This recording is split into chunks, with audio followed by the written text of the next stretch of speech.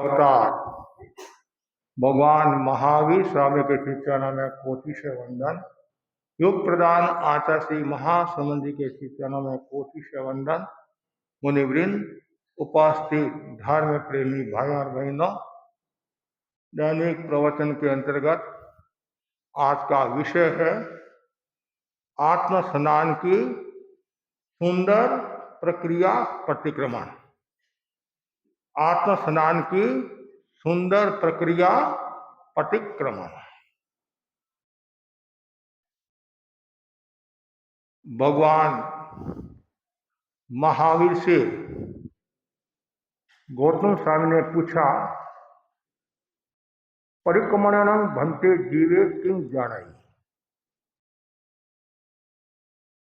हे भन्ते, प्रतिक्रमण करने से जीव क्या प्राप्त करता है? भगवान ने कहा, परिक्रमणं वयच्छिद्दायि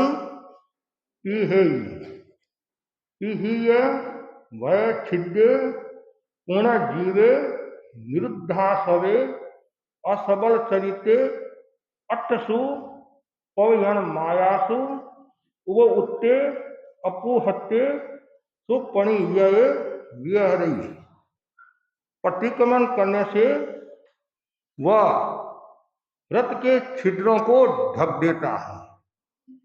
व्रत के छिद्रों को ढकने वाला जीव आश्रवों को रोक देता है, चारित्र के धब्बों को मिटा देता है, अष्ट प्रवचन माता में सावधान हो जाता है, संयम में एक रस हो जाता है और भली भांति समाधिस्थ होकर विहर करता है, विचरण करता है, विहार करता है।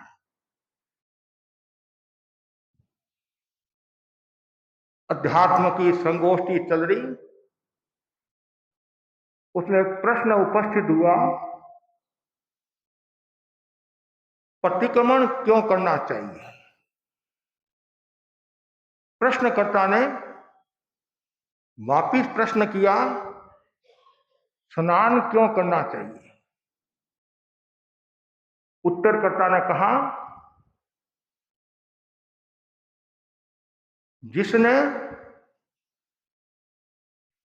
उत्तरकर्ता ने कहा, शरीर को स्वस्थ रखने के लिए स्नान किया जाता है। वैसे ही आत्मा को स्वस्थ रखने के लिए प्रतिक्रमण किया जाता है। शरीर को स्वस्थ रखने के लिए स्नान किया जाता है और आत्मा को स्वस्थ रखने के लिए प्रतिक्रमण किया जाता है। वह है आत्म स्नान। स्नान का अपना मूल्य होता है। तन की शुद्धि के लिए, मन की शुद्धि के लिए प्रतिक्रमण है, वह आत्म स्नान है।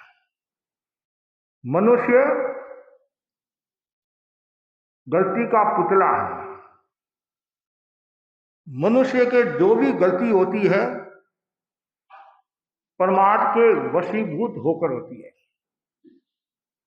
कभी कभी ऐसा भी कहा जाता है, प्रत्यक्ष या परोक्ष में कोई भूला हुई हो तो तत्मिच्छामि दुक्कड़म। अधिकांश गलतियां प्रमाद के वशीभूत होकर होती हैं और प्रमाद जो है वह छठे गुणस्थान तक है। छठे गुणस्थान का नाम क्या है? परमत्त संयत गुणस्थान। पहले गुणस्थान से लेकर छठे गुणस्थान तक के जीव प्रमाद के वशीभूत होकर, अशुभ योग के वशीभूत होकर गलतियां करते हैं। गलतियां करना स्वाभाविक है। दुनिया में ऐसा कोई प्राणी नहीं जिससे गलतियां नहीं होती है। वीतराग को छोड़ दो, तीर्थंकर भगवान को छोड़ दो, जो संसारी है, छद्मस्त है, प्राय गलती की संभावना बनी रहती है। गलती को सुधारना भी जरूरी है। प्रतिक्रमण है गलती को सुधारने की प्रक्रिया है। बहुत सुंदर कहा गया है। प्रतिक्रमण का अर्थ क्या? स्वस्थानात् यत् परस्थानम परमादस्य वशाद गते तत्रैव क्रमणं भूय प्रतिक्रमण मुच्यते। जो व्यक्ति स्वस्थान को छोड़कर पर स्थान में जाता है, वापिस स्वस्थान में लाने का नाम प्रतिक्रमण है। सरल भाषा में वापिस लौटना। पक्षी रात को अपने घर में रहता है और जैसे ही सूर्योदय होता है चुगा के लिए बाहर चला जाता है और पुनः अपने घर में आ जाता है। उसी प्रकार जो साधक प्रमाद के वशीभूत होकर बाहर चला गया है, प्रतिक्रमण के द्वारा वापिस भीतर आना, स्वस्थान में प्रतिष्ठित हो जाना, वह है प्रतिक्रमण। उदय भाव से शोषम भाव की ओर प्रस्थान करना प्रतिक्रमण है। अंधकार से प्रकाश की ओर, विभाव से स्वभाव की ओर, अज्ञान से ज्ञान की ओर, राग से विराग की ओर, असंयम से संयम की ओर प्रस्थान करना प्रतिक्रमण है। प्रतिक्रमण आत्मा को निर्मल करने की पवित्र जलधार है। प्रतिक्रमण आदि व्याधि और उपाधि से मुक्त होने की रामबाण औषध है। प्रतिक्रमण फूल है, धर्म बगीचा है तो प्रतिक्रमण फूल है, संकित फूल है, प्रतिक्रमण सुवास है। शरीर को व्रत माने तो प्रतिक्रमण श्वासोश्वास है। और सरल भाषा में प्रतिक्रमण है आत्मनिरीक्षण की प्रक्रिया, आत्म परिमार्जन की प्रक्रिया, आत्मनिर्माण की प्रक्रिया है। प्रतिक्रमण द्रव्य भी होता है, भाव भी होता है। अधिकांश द्रव्य प्रतिक्रमण करने वाले होते हैं। विधि के साथ, उच्चारण शुद्धता के साथ, अर्थ के साथ, अनुप्रेक्षा के साथ प्रतिक्रमण करने वाले विरले जीव होते हैं। जो भाव प्रतिक्रमण करता है, ऐसा कहा जाता है, वो तीसरे भव में मोक्ष को प्राप्त हो जाता है। और भाव प्रतिक्रमण वाला जीव तीर्थंकर नाम गोत्र का भी बंधन कर लेता है। द्रव्य प्रतिक्रमण है डालडा घी है, भाव प्रतिक्रमण देशी घी है। द्रव्य प्रतिक्रमण में क्या होता है, बोलता कैसे, सुनता कैसे और देखता कैसे। कहीं देख रहा है, कहीं सुन रहा है, कहीं बोल रहा है।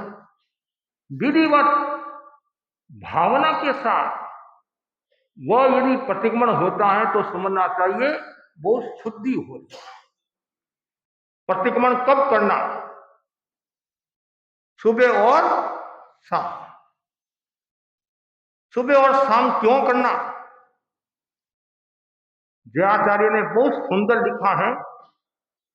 साधु सूर्यास्त होते ही प्रतिक्रमण प्रारंभ करे। क्यों? वो जो समय है और स्वाध्याय का समय है, विकाल बेला है, और उसमें स्वाध्याय होता नहीं है, आगम स्वाध्याय होता नहीं है। इसलिए उस समय प्रतिक्रमण करना और उसके बाद में स्वाध्याय करना, पहले प्रतिक्रमण बाद में स्वाध्याय। तो इसे ये सिद्ध होता है सूर्यास्त से लेकर 48 मिनट के भीतर भीतर प्रतिक्रमण करना है। ऐसे ही सुबह का जो समय होता है, सूर्योदय से 48 मिनट पहले प्रतिक्रमण प्रारंभ करना है। प्रतिक्रमण में जल्दीबाजी नहीं होनी चाहिए, आराम के साथ कम से कम आधा घंटा प्रतिक्रमण में लगना चाहिए, या कितना ही फास्ट करे तो भी प्रतिक्रमण में समय लगाना चाहिए, एक एक शब्द पर अनुचिंतन करते हुए। प्रतिक्रमण क्यों करना? कर्म निर्जरा के लिए, आत्मा की विशुद्धि के लिए, परिमार्जन के लिए। प्रतिक्रमण 5 प्रकार का बताया है, 8 प्रकार का भी बताया है। देवसीय प्रतिक्रमण, राई प्रतिक्रमण, पाक्षिक प्रतिक्रमण, चौमासिक प्रतिक्रमण, सांवत्सरिक प्रतिक्रमण, ये तो प्राय आप सब जानते हैं। एक इत्वरिक, थोड़े समय के लिए प्रतिक्रमण करना, यावत कथिक, आजीवन के लिए प्रतिक्रमण करना, एक विशेष बताया है अनशन के समय, उत्मार्थ, अनशन के समय प्रतिक्रमण। ये 8 प्रकार का प्रतिक्रमण बताया है। रोजाना प्रतिक्रमण करने की क्या आवश्यकता है? घर में रोजाना झाड़ू निकालते कि नहीं निकालते हैं? क्या आवश्यकता है? आप कहेंगे महाराज गंदगी आती है, कचरा आता है, इसलिए हम झाड़ू निकालते हैं। तो वैसे ही हमारे जीवन में भी कचरा है, राग द्वेष का कचरा आता रहता है, अशुभ भाव आते रहते हैं, अशुभ योग चलते रहते हैं, उसकी शुद्धि के लिए प्रतिक्रमण करना है। पाक्षिक प्रतिक्रमण क्यों? जैसे आप रोजाना झाड़ू निकालते हैं, 15 दिन में कभी कभी आप विशेष झाड़ू निकालते हैं, जाड़ा आदि नहीं लगा, तो वैसे ही विशेष शुद्धि के लिए पाक्षिक प्रतिक्रमण है। फिर आप होली दिवाली को और ज्यादा निकालते हैं, और जैसे संवत्सरी के बाद सभा भवन में उपस्थिति भी कम हो जाती है कि महाराज दिवाली का समय आ गया है, अब काम है यानी वो आगे की बात है। दिवाली का समय तो आप 10 दिन, 15 दिन, महीना, 2 महीना पहले काम शुरू कर लेते हैं, सफाई। तो वैसे ही चौमासी और संवत्सरी प्रतिक्रमण का महत्व होता है। ये प्रतिक्रमण क्यों करना, कब करना, कैसे करना, विधि के साथ प्रतिक्रमण करना है। कहाँ उठना, कहाँ बैठना, कहाँ घुटने के बल पर आदि जो भी प्रक्रिया है पूरा ध्यान रखना चाहिए। आगे बताएगा प्रतिक्रमण किसका करना, प्रतिक्रमण का अधिकारी कौन? 5 महावतधारी साधु और 12 व्रती श्रावक, वह प्रतिक्रमण का अधिकारी होते हैं। तो फिर आप कहेंगे महाराज हम तो सब 12 व्रतधारी नहीं है, तो फिर प्रतिक्रमण क्यों करें? 12 व्रतधारी और 5 महाव्रतधारी को तो प्रतिक्रमण करना अनिवार्य। क्यों? उसने व्रत स्वीकार किए, नियम लिया है, उसमें कोई दोष लगा हो उसकी शुद्धि के लिए प्रतिक्रमण करना है। और जो 12 व्रती नहीं है, श्रावक है, उनके लिए क्यों बताया गया है? कर्म निर्जरा होती है, स्वाध्याय होती है, और कभी कभी आपके मन में व्रत स्वीकार करने की इच्छा जागृत हो जाएगी, इसलिए प्रतिक्रमण करना चाहिए। प्रतिक्रमण का बहुत बड़ा महत्व है। इधर तो संभवतः मुझे जानकारी नहीं है, राजस्थान में, गुजरात में, बालोतरा, जसोल, उस एरिया में, गांधीधाम, भुज, कच्छ, सौराष्ट्र, गुजरात, अहमदाबाद, सूरत में प्रतिक्रमण का इतना बड़ा महत्व है। जैसे ही पर्युषण पर्व आता है, हजारों हजारों लोग प्रतिक्रमण करने के लिए आते हैं। एक भाई बोला महाराज मैं पर्युषण में व्याख्यान में आया या नहीं आया कोई कारण से, लेकिन शाम को प्रतिक्रमण में तो आऊंगा, चाहे 200 रुपया लगो, चाहे 300 रुपया लगो, प्रतिक्रमण में तो आऊंगा। हमने भूत चातुर्मास किया, प्राय प्राय घर में जितने भी सदस्य है, छोटे बड़े, प्राय प्राय प्रतिक्रमण में आते हैं। बहनों का अलग प्रतिक्रमण होता है, भाइयों का अलग प्रतिक्रमण होता है। प्रतिक्रमण के प्रति बहुत आस्था है, बहुत आस्था, इतनी आस्था है, शुद्धि शुद्धि, केवल उनका एक ही लक्ष्य रहता है, शुद्धि। और हमारे साधु साध्वी भी बहुत सजग है, उच्चारण पूरा ध्यान जागरूकता के साथ प्रतिक्रमण करते हैं कि मेरे दिन भर में कोई गलतियां हुई है, कोई दोष लगा है, उसकी शुद्धि कर लें। अब प्रतिक्रमण के बारे में और बताया, प्रतिक्रमण किसका करना? 5 आश्रव का प्रतिक्रमण करना, 5 आश्रव का प्रतिक्रमण करना। 5 आश्रव कौन थे? मिथ्यात्व, अवरत, प्रमाद, कषाय, अशुभ योग। मिथ्यात्व का प्रतिक्रमण, तत्व के प्रति विपरीत अवधारणा कर ली हो तो क्या करना? प्रतिक्रमण करना। किसने प्रतिक्रमण किया? मिथ्यात्व का प्रतिक्रमण किसने किया? मरुदेवा माता ने। मरुदेवा माता मिथ्यात्व अवस्था में थी और जैसे ही भगवान विश्व को देखा, चिंतन बदला, भावना बदली, मिथ्यात्व का त्याग किया, सम्यक्त्व आई और उसी समय थोड़ी देर के बाद में सिद्ध बुद्ध मुक्त हो गई।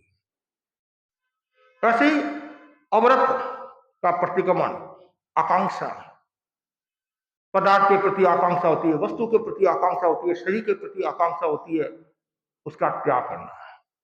अवरत का प्रतिक्रमण किसने किया था? राजा परदेशी ने। राजा परदेशी था, नास्तिक था और केसी के योग से उनकी आत्मा का उत्थान हुआ। तो अवरत का प्रतिक्रमण किसने किया? राजा परदेशी ने किया।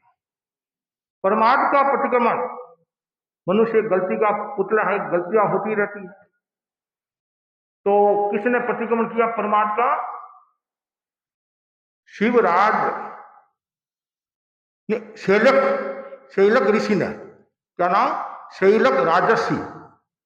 शैलक राजर्षि ने परमार्थ का प्रतिक्रमण किया। शैलक, हाँ शैलक पंथक मुनि था, उनका शिष्य पंथक मुनि। तो परमार्थ बोध करे थे, गुरु जी इतने परमार्थ करे थे, इतने परमार्थ करे थे, शिष्य ने सर्जक किया और गुरु जी को गलती महसूस हुई, परमार्थ का प्रतिक्रमण किया शैलक राजर्षि। कषाय का प्रतिक्रमण किसने किया? सबको कषाय आता है, सबको क्रोध मान माया लोभ आता है, सबको शुद्धि करनी चाहिए। विशेष चंद कौशिक का उदाहरण आता है, उसने कषाय क्रोध का प्रतिक्रमण किया। अशुभ योग का प्रतिक्रमण किसने किया? प्रशंसन राजर्षि। ध्यान साधना में अशुभ भाव आए, फिर वापिस शुभ भाव में आए, प्रतिक्रमण किया, शुद्ध हो गए। तो 5 आश्रव का प्रतिक्रमण। और ऐसे ठाणांग सूत्र आदि में भी 5 प्रकार का प्रतिक्रमण बताया है। मिथ्यात्व प्रतिक्रमण, आश्रव प्रतिक्रमण, परमार्थ प्रतिक्रमण, कषाय प्रतिक्रमण, भाव प्रतिक्रमण। आवश्यक नियुक्ति में भी बताया है, ठाणांग सूत्र आदि में भी बताया है। प्रतिक्रमण में सावधानी रखनी चाहिए, उच्चारण की सावधानी रखनी चाहिए। जितना उच्चारण शुद्ध होगा उतना ही आपका मनोबल मजबूत होगा, आपकी शुद्धि होगी और आत्मा का उत्कर्ष होगा। नहीं कभी कभी क्या होता है, अर्थ का अनर्थ भी हो जाता है, इसलिए बहुत सावधानी रखनी चाहिए। और जो सावधानी रखता है आगे बढ़ता है। तो कुछ लोग कहते हैं महाराज मेरा उच्चारण शुद्ध नहीं है इसलिए मैं सीखना नहीं करती हूं, ये भी गलती है। जरूर सीखना करना, उच्चारण शुद्धि एक दिन में नहीं होती है, धीरे धीरे हो जाएगी। हम साधु है, हमारे से भी गलती हो जाती है, सबका उच्चारण हमारा भी शुद्ध नहीं है, लेकिन कोशिश ये रहती है कि हम शुद्धिकरण करें, शुद्ध करें। और हमेशा ये लक्ष्य रहना चाहिए, वो शुद्ध हो जाएगा। आप धीरे धीरे बोलोगे, आराम के साथ बोलोगे, चिंतन पूर्वक बोलोगे, तो धीरे धीरे प्रतिक्रमण किया और चीजें भी शुद्ध हो जाएगी। इसलिए ये ध्यान रखना, प्रतिक्रमण में शुद्धता का बहुत ध्यान रखना चाहिए। और शुद्धता यदि नहीं है तो कभी कभी नुकसान भी हो जाता है, और जितना आपको आनंद आना चाहिए उतना आनंद नहीं आता है। कभी कभी मन में निराशा का भाव भी आ जाता है। प्रतिक्रमण 48 मिनट का क्यों होता है? 48 मिनट का क्यों? उसके बारे में भी आचार्य ने बताया है। आगमों में कोई इसका उल्लेख नहीं है। उत्तरवर्ती आचार्यों ने इसका कालमान अंतर्मुहूर्त मुहूर्त रखा एक रूपता की दृष्टि से, और बात उचित भी लगती है। और जैसे मैंने पहले भी आपको कहा था नवकाशी के बारे में, समय के बारे में, नवकाशी तो नवकाशी कोई आगमों में नहीं है, लेकिन आचार्यों ने एक व्यवस्था दे दी और प्रतिक्रमण काल में ही करना चाहिए। यदि अकाल में प्रतिक्रमण करते हैं तो दोष के भागी।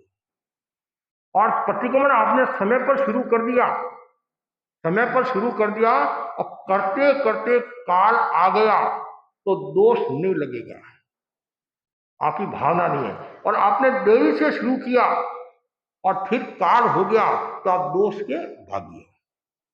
कोई व्यक्ति धीरे धीरे करता है, कोई फास्ट करता है, उसके मन में जागरूकता है, पूर्ण जागरूकता मुझे समय पर करना, फिर भी समय का अतिक्रमण हो जाता है तो दोष नहीं लगता है। ये भी ध्यान में रखने की बात है। उनकी भावना नहीं हो, परमार्थ के वशीभूत करते हो तो दोष लगेगा। तो प्रतिक्रमण काल में करना चाहिए, और जो काल में प्रतिक्रमण करता है उसका मूल्य एक अलग होता है। और उसमें यह ध्यान रख सकते हैं आप, पंचपद वंदना है वो बाद में कर सकते हैं, 24 सप्तम जो है वो सूर्यास्त से पहले कर सकते हैं, और जो 2 नमक थोड़ो हैं वो बाद में कर सकते हैं। वो 6 आवश्यक है वो काल में हो जाने चाहिए। और जो 4 लोगस, 12 लोगस, 20 लोगस और 40 जो लोगस है वो सब काल में होना है। अब काल में नहीं हो रहा है तो 4 लोगस पहले आपने मूल कर दिया, फिर बाकी के 12, 20 और 40 कर लेना चाहिए। ऐसा नहीं 4 मैंने कर दिया है और 8 बाद में कर लूंगी, 20 का है तो 16 बाद में कर लूंगी, 40 का है तो 36 बाद में कर लूंगी, नहीं, वो पूरा का पूरा आपको करना पड़ेगा। बहुत सुंदर लिखा है, जैसे व्यापारी ने क्रेडिट कार्ड दिया हो और 7 दिन में पैसे आपने चुका दिए तो ब्याज नहीं लगेगा, और यदि आपने 8वें दिन पैसे दिए तो 8 दिन का ब्याज लगेगा। तो उसी प्रकार आपने काल में प्रतिक्रमण कर लिया तो कोई समस्या नहीं है। काल में प्रतिक्रमण नहीं किया, 4 लोगस पहले किया, 36 बाद में, पूरे के पूरे आपको करना पड़ेगा। ये ध्यान में रखने की बात है। उसके बाद में कभी कभी क्या होता है, हमारे भाई बहन प्रतिक्रमण कराते हैं, कोई सुबह का कराता है, कोई शाम को कराता है, और वो जागरूकता के साथ कराते हैं। कहीं कहीं देखते हम इतनी जागरूकता के साथ कराते हैं। सुबह जो प्रतिक्रमण कराता था भाई उसका नाम था रायसी, शाम को जो प्रतिक्रमण कराता था उसका नाम था देवसी। दोनों का नाम, ये भी योग की बात है, एक दिन की बात है। देवसी और रायसी के कोई काम हो गया, उनको बाहर जाना पड़ा, तो तीसरे भाई को कहा, उद्यमसी भाई कह दो, खेसी भाई कह दो, और उनको कहा तुम प्रतिक्रमण करा देना। जैसे शाम का समय आया और खेसी, उसने अपना नाम बोल दिया, देवसी तत्संबंधी बोलते नहीं, वैसे खेसी। लोगों ने कहा ये क्या बोल रहे हो, अरे ये बोलना नहीं, कल्पता नहीं, देवसी बोलना। अरे भाई वो देवसी अपना नाम बोल सकता है तो मैं मेरा खेसी नाम नहीं बोल सकता हूं? अर्थ का अनर्थ हो जाता है, कभी कभी ऐसा हो जाता है। और एक जगह संतों ने कहा भाई विधिवत प्रतिक्रमण करना, और जैसा मैं कर रहा हूं वैसी प्रक्रिया करना। तो वैसी सब प्रक्रिया करे है। संतों के मृगी की बीमारी थी, संतों के मृगी की बीमारी थी, तो उनके मुंह में से झाग शुरू हो गए, मुंह में से झाग शुरू हो गए, और झाग आना शुरू हो गए। तो जो दूसरे श्रावक थे उन्होंने खूब कोशिश की कि हमारे मुंह में भी झाग आए, हमारे मुंह में भी झाग आए। कि मुनिराज और तो सब ठीक है, मुंह में से झाग नहीं आ रहे, मूर्खों मेरे तो मृगी की बीमारी है। तो जानकारी नहीं होती है तो अर्थ का अनर्थ हो जाता है। इसलिए जानकारी होना जरूरी है। शब्द कहाँ बोलना, कैसे बोलना, क्यों बोलना, इसका पूरा विवेक होना चाहिए। और विवेक यदि नहीं होता है तो कभी कोई समस्या आ जाती है। जैसे आप बोलते नहीं, दुज्जाओ दुबी चिंतियो, क्या बोलते हैं, दुज्जाओ दुबी चिंतियो। तो पुराने समय की बहनें प्रतिक्रमण करती थी तो सबका उच्चारण शुद्ध नहीं होता, तो समझ में नहीं आता, तो वो अपने हिसाब से नाम सेट कर लेती है, अपने हिसाब से नाम सेट कर लेती। अब बोलना तो है बुझ जाओ दुबी चिंतियो, और ये बोलने लगी भाई दो झावा दो चींटिया, दो झावा दो चींटिया। अब बोलो अर्थ क्या आदत होगी। तो इसलिए ये सावधानी रखना, और जितनी ज्यादा सावधानी होगी उतना ही आपको आनंद आएगा। अब प्रतिक्रमण करने में कितना आनंद आता है, क्या लाभ है प्रतिक्रमण करने से। सबसे पहला लाभ है आनंद की अनुभूति होती है कि आज मेरा पूरा दिन शांति के साथ व्यतीत हो गया, मतलब जो मैंने गलतियां की शुद्धि होगी और मैं आराम की नींद लूंगा। नहीं तो मन में थोड़ा सा रहता है। एक बाई आई 10 साल पहले कोई गलती हुई होगी, इतना मैंने पश्चाताप किया पश्चाताप किया पश्चाताप किया, मेरा मन नहीं था फिर भी मुझे वो हिंसा करनी पड़ी, ऐसा करना पड़ा। ये पश्चाताप का जो भाव है बहुत अच्छी बात है, ये आत्मशुद्धि की प्रक्रिया। और मैं तो आपको कहना चाहता हूं जैसी गलती हो सॉरी बोल देना, तत्मिच्छामि दुक्कड़म बोल देना, और फिर गुरु के पास में प्रायश्चित कर लेना चाहिए, शुद्ध हो जाना चाहिए। और कभी भी गलती को लंबे समय तक नहीं रखना। यदि लंबे समय तक रख दिया और आयुष्य का बंधन हो गया तो आपको विराटक भी होना पड़ सकता है। इसलिए गलती हुई प्रायश्चित ले लो, शुद्ध हो जाओगे, निर्मल हो जाओगे, पवित्र हो जाओगे। इसलिए बहुत आवश्यकता है आत्मा को निर्मल और पवित्र बनाना की। तो पहला लाभ बताया है आनंद की अनुभूति। दूसरा लाभ बताया है चैतन्य का जागरण। क्या होता है? चैतन्य का जागरण होता है, मतलब प्रज्ञा का जागरण, विवेक चेतना जागृत हो जाती है प्रतिक्रमण करने से। और तीसरा बताया है उत्कृष्ट यदि रसायन होए तो तीर्थंकर नाम गोत्र का भी बंधन हो जाता है।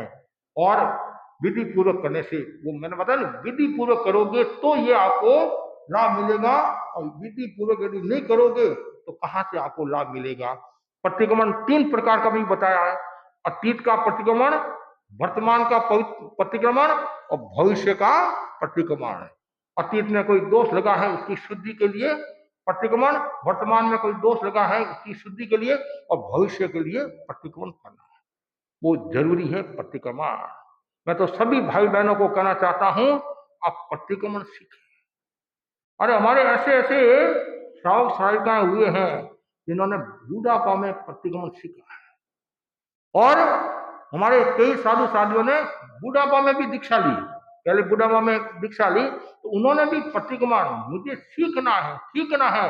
यदि आपके भीतर में लग्न है तो आप सीख सकते हैं, और लग्न नहीं है तो कुछ भी नहीं है, नाचो क्यों आंगनो टेढ़ो है। कभी कभी क्या कहते महाराज, और बुद्धि नहीं है, चर्चा नहीं है, याद नहीं रहता है, ठीक है, लेकिन जो याद रखने की चीजें हैं उनको तो आप भूलते जा रहे हो, और याद रखने की चीजें नहीं है उनको आप याद रख रहे हो। 50 साल पहले किसी के साथ में लड़ाई हुई, आपको किसी ने गाड़ी दी और किसी ने चांटा मारा, और जैसे आप उसको देखते हो तत्काल भीतर से आवाज आती है ये वही है, इसने मेरे को मारा था। और आप कहते मुझे याद नहीं रहता है। कितना याद है? 50 साल पहले की बात याद है, 60 साल पहले की बात याद है। महाराज मैं डूंगरगढ़ में थी, मैं वहां पड़ियारा में थी, सदासर में थी, ऐसा करती थी, ये करती थी, ये मेरी सहेली है ना, कहते याद नहीं रहता। सब याद है आपको, लेकिन मतलब की बात याद नहीं रहती है। बिना मतलब की बातें खूब याद रहती हैं, और बिना मतलब की बातें कभी कभी कर्म का बंधन भी करा देती हैं, राग देश बना देती हैं। इसलिए हमें ये ध्यान रखना है अतीत वर्तमान भविष्य का प्रतिक्रमण, हर समय प्रतिक्रमण का भाव रखना चाहिए। हमारे भगवान ऋषभ और भगवान महावीर के समय दोनों समय प्रतिक्रमण का विधान है। क्यों विधान? जड़ मतलब सरल तो थे, विवेक संपन्न थे भगवान ऋषभ के समय के साधु, और भगवान महावीर के समय वक्र, इसलिए उनको समझाना पड़ता है। इसलिए दोनों समय का विधान किया गया है। बीच के जो तीर्थंकर है अजितनाथ से लेकर पार्श्वनाथ के समय, वो सरल भी है, विवेक संपन्न भी है, तो जब उनसे कोई गलती होती उस समय ही वो प्रतिक्रमण करते थे। प्रतिक्रमण जो मैंने प्रारंभ में आपको बताया गया कि भगवान महावीर से पूछा गया प्रतिक्रमण करने से क्या लाभ होता है, तो पहला जो लाभ बताया है वह है व्रतों के छेदों को पिदान। व्रतों के छेदों का पिदान होता है। पिदान का मतलब क्या है, जैसे आप सड़क पर चलते हैं, खड्डा हो जाता कहीं या उबड़ खाबड़ होता है, तो क्या करते हैं उस पर उसमें वापिस पत्थर डालते हैं और खड्डे को भरते हैं। उसी प्रकार प्रतिक्रमण के द्वारा जो व्रत में आदि में दोष लगा छेद हुआ है उसको हम भरते हैं। ये पहला। दूसरा है बहुत सुंदर का है, फिर वो आश्रम को रोकता है। किसको रोकता है? आश्रम को। और आश्रम को जो रोक देता है तब तो बेड़ा पार है। जो आश्रम 13वें गुणस्थान तक है, आश्रम 13वें गुणस्थान तक है, योग है 13वें गुणस्थान तक है। ऐसे तो मिथ्यात्व पहले और 30वें गुणस्थान में है, अवृत 5वें गुणस्थान तक है, प्रमाद 6वें गुणस्थान तक है, कषाय 10वें गुणस्थान तक है और योग 13वें गुणस्थान तक है। और उसके बाद में फिर क्या होता है, अयोगी हो जाता है और फिर जैसे गुणस्थान पूरे हुए और जीव अपनी आत्मा का उत्थान कर लेता है, शुद्ध हो जाता है। तो आश्रव को रोकना, आश्रव का निरुद्ध कर लेता है और संवर की साधना शुरू हो जाती है। आश्रव जो मैंने बताया कर्मों का आकर्षण, कर्म ग्रहण करने वाले जीव के परिणाम को आश्रव कहा गया है। और बच्चों को यदि समझाना है कम, कम का मतलब आना, तो आश्रव का मतलब आना है, तो आश्रव को रोकना, आश्रव को जो रोक लेता है, निरुद्ध कर लेता है, तो समझना चाहिए बेड़ा पार है। तीसरा जो लाभ बताया गया है वह चारित्र के धब्बे को मिटा देता है। जब धब्बे, जैसे कपड़े पर कोई धब्बा आया है तो उसको आप मिटाते हैं साबुन के द्वारा, पानी के द्वारा, ऐसे तो वैसे ही वो प्रतिक्रमण के द्वारा चारित्र पर कोई दोष लगा है, अत्याचार लगा है, अनाचार कुछ हो गया है, तो वो शुद्ध हो जाता है, चारित्र को निर्मल कर लेता है, पवित्र कर लेता है। चौथा जो लाभ बताया गया है वह चित्त समाधि को प्राप्त होता है। हमेशा समाधि में रहता है। किसमें रहता है? समाधि में रहता है, टेंशन में नहीं रहता है, तनाव में नहीं रहता है। आज लोग बहुत टेंशन में है, तनाव में है, भय में है।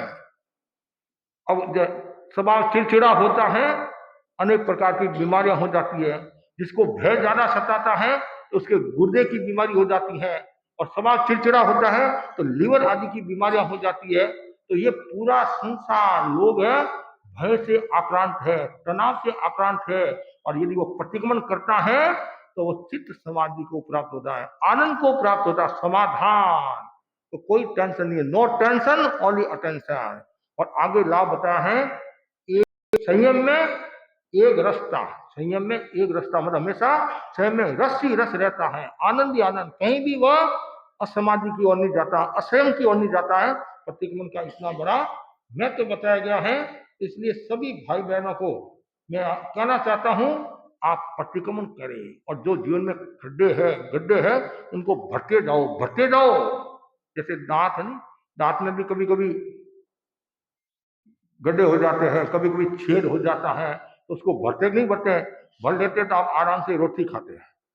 सड़क में, सड़क के खड्डे को, गड्ढे को भर दिया तो आराम से चल सकते हैं। तो उसी प्रकार जीवन को चलाना है, तो आप भी जो ये खड्डे जितने हैं उसको भरते जाओ प्रतिक्रमण के द्वारा और शुद्ध हो जाओगे।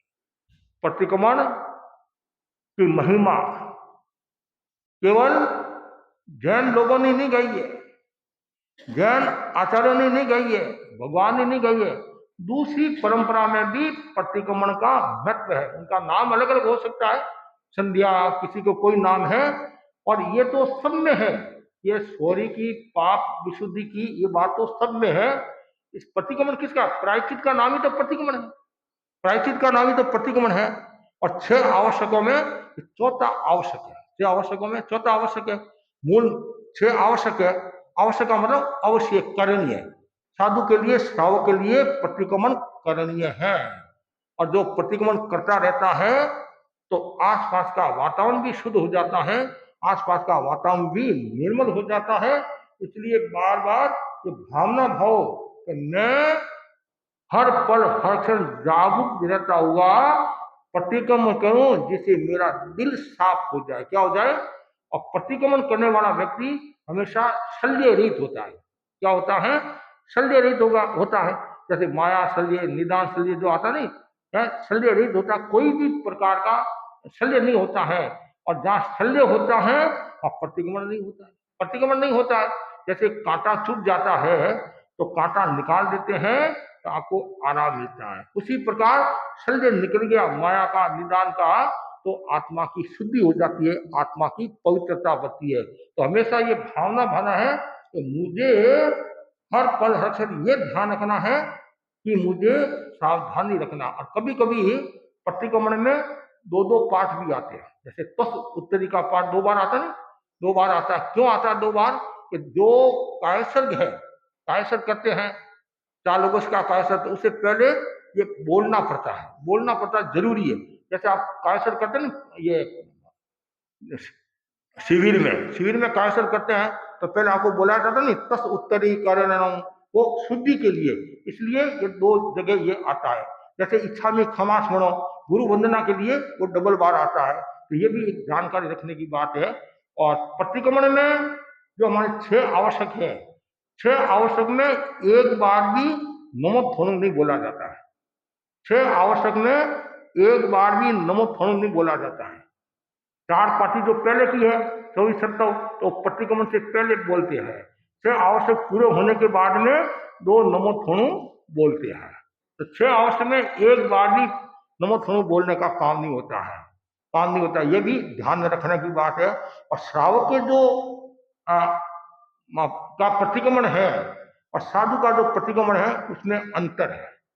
पार्टियों में थोड़ा सा अंतर है, बाकी अतिचारों में अंतर है। क्यों? हमारे 5 महाव्रत है और आपके 12 व्रत है। तो श्रावक के 99 अतिचार है। कितने अतिचार है? 99 अतिचार है। 99 कैसे? ज्ञान के 14, दर्शन के 5, चारित्र के 7, 15 कर्मादान, 5 सलेखना का। ये कितने हो गए? 99। कुछ लोग कहते हैं 13 पंक्तियों का प्रतिक्रमण छोटा सा है, हमारा कितना बड़ा है, कहते नहीं। लेकिन आपको ये ध्यान में रखने की बात है, प्रतिक्रमण न छोटा होता है न मोटा। प्रतिक्रमण तो जितना है उतना ही रहेगा। साधु का जो प्रतिक्रमण है आवश्यक है, 32वां आगम हो गया, 32 आगम में एक आगम है। अब छोटा बड़ा क्यों कहते हैं वो भी समझना चाहिए। मूर्ति पूजक समाज में देव स्तुति का ज्यादा प्रावधान है, देवताओं की स्तुति। तो बीच बीच में वो देवताओं की स्तुति करते रहते हैं। थानावासी संप्रदाय में तिलोक ऋषि के जो सवैया है, तिलोक ऋषि एक संत हुए हैं, उन्होंने सवैया, छंद सवैया बनाए, तो बीच बीच में वो बोलते रहते हैं। इसलिए वो प्रतिक्रमण बड़ा हो जाता है। लेकिन कोई भी जैन साधु है, शुद्ध साधु है, तो उनके भी 5 महाव्रत है और हमारे भी 5 महाव्रत है। कोई शुद्ध श्रावक है तो उनके भी 12 व्रत है, हमारा भी 12 व्रत है। तो फिर प्रतिक्रमण छोटा क्या हुआ, बड़ा क्या हुआ? उनके भी लोगस है, हमारे भी लोगस है। उनके भी इच्छा में क्षमा छोड़ा है, हमारे भी इच्छा में क्षमा छोड़ा है। उनके भी नमक थोड़ा है, हमारे भी नमक थोड़ा। तो छोटा क्या बड़ा क्या? अतिचार जो होते हैं वो गुरुगम्य होते हैं, अतिचार जो होते हैं वो गुरुगम्य होते हैं। और हमारे ऐसे मगवा गणी ने भी विशेष निर्जरा की दृष्टि से 40 लोगों का प्रावधान किया। पहले 40 लोगों नहीं था, भिक्षु स्वामी से लेकर जयाचार्य तक संवत्सरी के दिन 40 लोगों का प्रावधान नहीं था। वो मगवा गणी ने कर्म निर्जरा की दृष्टि से, विशेष साधना की दृष्टि से 40 लोगों का प्रावधान किया। लेकिन प्रतिक्रमण तो जितना है उतना ही रहेगा। तो ये भी दिमाग में से निकाल देनी चाहिए कि हमारा तो प्रतिक्रमण वो छोटा सा है। और अभी जो नया प्रतिक्रमण आया तो वापिस क्या करने लगे, महाराज तो ज्यादा हो गया, क्या बोलते हैं, ज्यादा हो गया, ज्यादा हो गया, ज्यादा हो गया। लेकिन गुरुदेव कितने दयालु है, गुरुदेव ने फरमाया जिन्होंने प्रतिक्रमण सीख लिया, पहले सीख लिया है, नया सीखे तो अच्छी बात है, नहीं तो कोई बात नहीं। अब नया कोई जो प्रतिक्रमण सीखे उनको ये नया प्रतिक्रमण सीखना है और प्रतिक्रमण सीखना चाहिए और करना भी चाहिए। कम से कम 15 दिन में एक दिन तो सभा भवन में प्रतिक्रमण करना चाहिए, सभा भवन में। और रोजाना करो तो बहुत खुशी की बात है। आज भी अन्य क्षेत्रों में, कुछ क्षेत्रों में 365 दिन ही प्रतिक्रमण होता है, 365 दिन ही प्रतिक्रमण होता है। हमने एक स्थान पर प्रतिक्रमण प्रारंभ कराया था, मुनि मोहनलाल जी आमिर के समय की बात है। 87, कितने साल हो गए, 36 साल हो गए करीबन, लगातार प्रतिक्रमण चल रहा है 365 दिन। कितनी बरसात पड़ो, कुछ भी पड़ो, प्रतिक्रमण, 2 आओ, 5 आओ, 10 आओ। जसोल में, बालोतरा में इतना प्रतिक्रमण का प्रावधान है, और हर समय प्रतिक्रमण करते रहते हैं, हर समय मतलब समय पर, मतलब, और 365 दिन के प्रतिक्रमण का क्रम चलता है। तो मैं भी आपको कहना चाहता हूँ, यदि आपको वास्तव में आत्मा की स्नान करना है, बाह्य स्नान तो आप खूब करते हैं, कुछ लोग तो दिन में 2 बार 3 बार भी स्नान करते हैं, तो गर्मी ज्यादा पड़ती है और पसीना खूब आता है, बस 2 लोटा पानी गिरा दिया, 3 लोटा पानी गिरा दिया, थोड़ा वो लक्स साबुन लगा दिया, ये कर दिया, या और कोई साबुन लगा दिया, तो तन हल्का हो गया। कहते हैं तन, स्नान करने से तन हल्का होता है, तो प्रतिक्रमण करने से मन हल्का होगा। और शरीर की शुद्धि पर इतना ध्यान देते हैं, तो आत्मा की शुद्धि पर भी ध्यान देना चाहिए। और आत्मा की शुद्धि पर ध्यान दोगे तो आपको लाभ ही लाभ होगा। और शरीर की शुद्धि का भी अपना मूल्य है, उससे ज्यादा मूल्य आत्मा की शुद्धि पर है। आत्मा की शुद्धि का है, इसलिए सबको ये ध्यान देना है कि कैसी भी परिस्थिति आ जाए, मुझे प्रतिक्रमण नहीं छोड़ना है। आज भी कुछ ऐसे भाई बहन जिनके नियम है, वो प्रतिक्रमण करेंगे। एक प्रश्न आता है कि प्रतिक्रमण के बाद में भोजन कर सकते कि नहीं कर सकते, ये भी एक प्रश्न हमारे सामने आता है। रात्रि भोजन कर सकते हैं नहीं कर सकते हैं। देखो, पुराने समय में रात को भोजन करने की विशेष परंपरा ही नहीं थी, परंपरा ही नहीं थी। क्यों? सूर्यास्त से पहले ही रात को लाइट का अभाव था, और भी कई समस्या थी, जीव जंतु, अभी अभी वो सब सुविधा है, लेकिन कोई ऐसा प्रावधान तो नहीं है। लेकिन कोशिश ये करनी चाहिए कि प्रतिक्रमण के बाद में नहीं खाना चाहिए। कोशिश ये करें, कोई ऐसा प्रावधान नहीं है कि आपको नहीं खाना, वैसा मैंने सुना नहीं है संभवतः, लेकिन कोशिश ये करना चाहिए, प्रतिक्रमण कर लिया पर आत्मा की स्नान कर ली है, अब तन को थोड़ा समझा दो, भूख को समझा दो कि आज नहीं, आगे की बात आगे करेंगे, है नहीं। तो ये थोड़ा सा विवेक रखोगे तो हो सकता है। प्रतिक्रमण जरूर करना चाहिए। मैं सभी भाई बहन को कहना चाहता हूँ, आप प्रतिक्रमण पर ध्यान दे। और जैसे औषधि 3 प्रकार की होती है। एक औषधि ऐसी होती है, कोई आदमी बीमार है तो इसको ठीक कर देती है। एक औषधि ऐसी होती है, बीमार तो नहीं है, और यदि वो ले तो बीमार हो जाता है, ले तो बीमार हो जाता है। प्रतिक्रमण 38 औषधि ऐसी है, वो बीमार नहीं है, हैं? तो उसको, शरीर को और बढ़िया करेगी।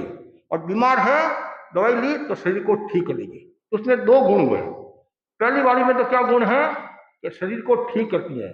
दूसरी वाली का गुण क्या है? शरीर यदि स्वस्थ है और दवाई ली तो अस्वस्थ कर लेगा।